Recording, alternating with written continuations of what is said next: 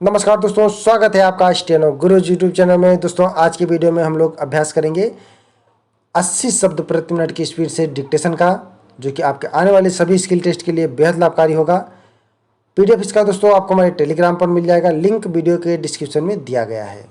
उम्मीद करता हूँ वीडियो पसंद आएगा। अगर पसंद आए तो वीडियो को लाइक कर देना, और अगर अभी तक आपने हमारे चैनल को सब्सक्राइब नहीं किया है तो प्लीज़ सब्सक्राइब कर लीजिएगा। साथ में बने बेल आइकन को भी प्रेस कर दीजिएगा, जिससे हर वीडियो की नोटिफिकेशन आप तक सबसे पहले पहुंच सके। तो ज़्यादा समय ना लेते हुए चलिए शुरू करते हैं। रेडी?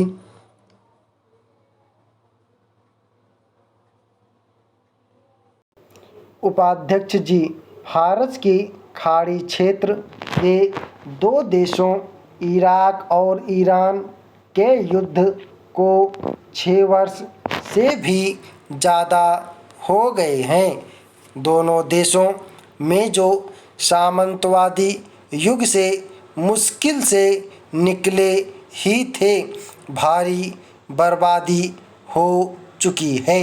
संपत्ति एवं उत्पादन के साधनों के विनाश के अलावा शस्त्रों एवं गोला बारूद की खरीद के कारण दोनों ही प्रायः दिवालिये हो चुके हैं। बड़ी संख्या में युवक एवं अन्य नागरिक मारे जा चुके हैं तथा अस्पताल जख्मी लोगों से खचाखच भरे हुए हैं।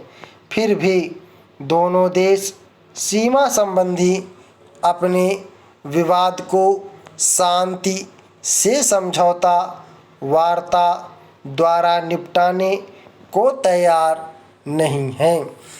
मूल विवाद जिसके कारण युद्ध आरंभ हुआ था, ज्यों का त्यों पड़ा है।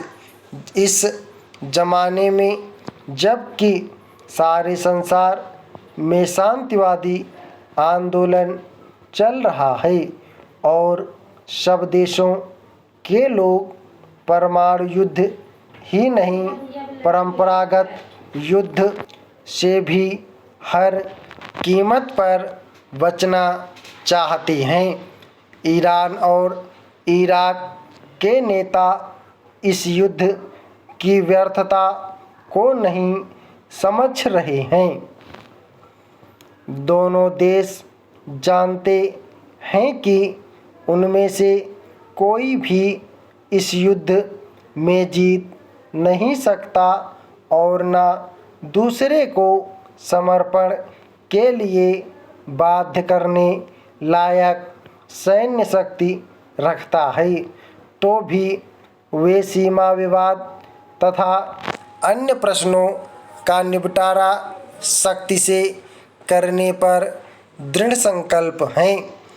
इराक, जिसने सीमा संधि को रद्द करके आक्रमण करने में पहल की थी, युद्धबंदी के लिए तैयार है, लेकिन ईरान ने युद्ध विराम के लिए कुछ ऐसी शर्तें रख दी हैं जिन्हें इराक स्वीकार नहीं कर सकता।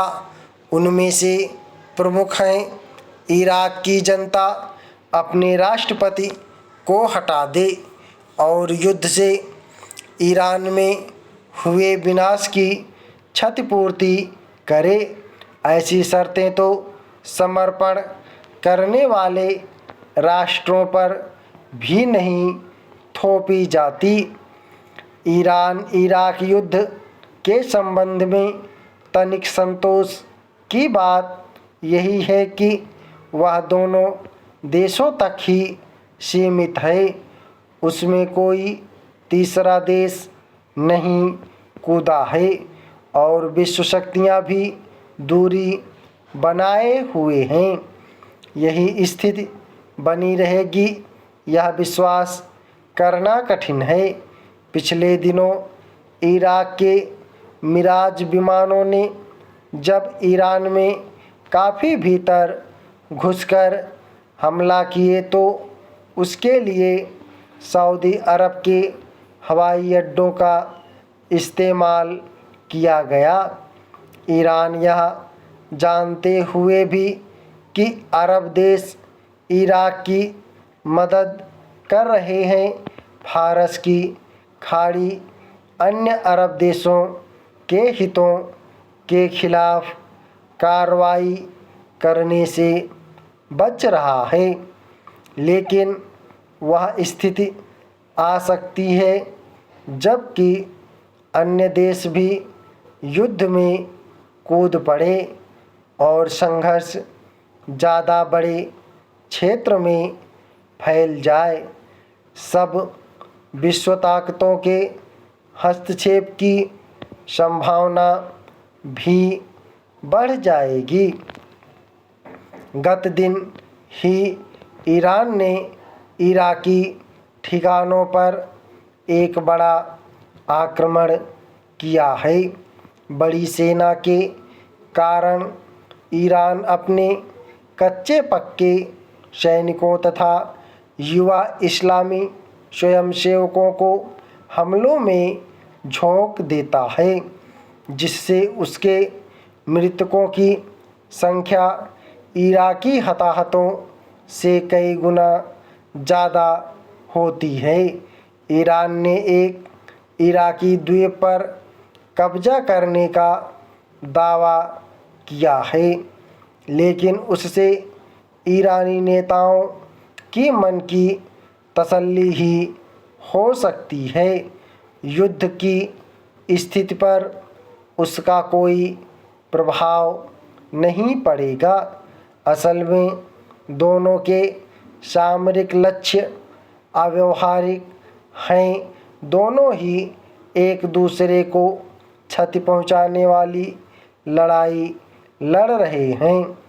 निर्गुट राष्ट्रों की एक समिति ने युद्ध रुकवाने के लिए बहुत प्रयत्न किए हैं, लेकिन ईरान के नेताओं ने कोई दूरदर्शिता नहीं दिखाई है।